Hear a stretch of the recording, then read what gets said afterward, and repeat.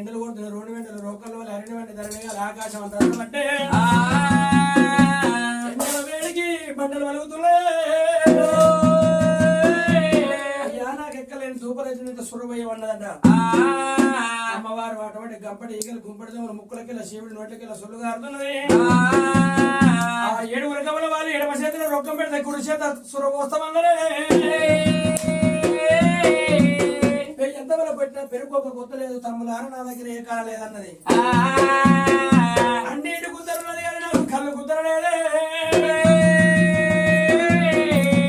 అరే ఈ ముసల్దాన్ని చూస్తే గంపడి ఈగలు ఉన్నాయి, అవును, కుంపడి దోమలు ఉన్నాయి, ముక్కులకెళ్ళ శివుడి కారుతుంది. అయితే మాత్రం గిరాకి దెబ్బతింటది, మనకు వచ్చే గిరాకి రాదు.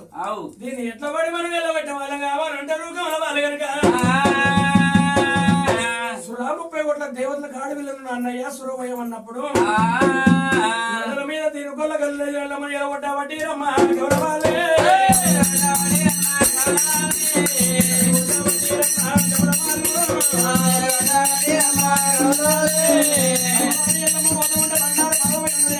సారబడి ఉన్నదా.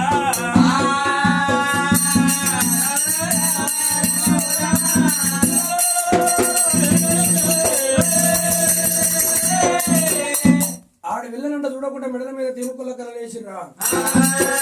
ఎల్లమ్మ పోద ఉంటే యాపాకు సవలబడి ఉన్నది, బండారంతా పాదాలు పడి ఉన్నాయట. భూమి కంటే 6 నెలల ముందు పుట్టింది, 6 నెలల పుట్టనే.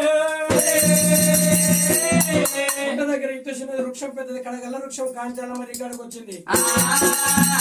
తల్లి అస్తమే తిప్పిందిరా, అస్తమ తిప్పింది, ఆదిశక్తి అవతారం ఎత్తింది. సత్యం చూస్తున్నది, పిడికడ బండారు పట్టింది, యాపాకు పట్టింది. తల్లి మీద కొట్టినది ఎల్లమ్మ, మీద కొట్టినది ఎల్లమ్మ, అమ్మవారు ఎల్లమ్మ కలిగినవి. యాపాకు ఓవరం చిట్ట కలిగి కావాలి, మరి బండారు ఓవరం మంచి పేరు కావాలి.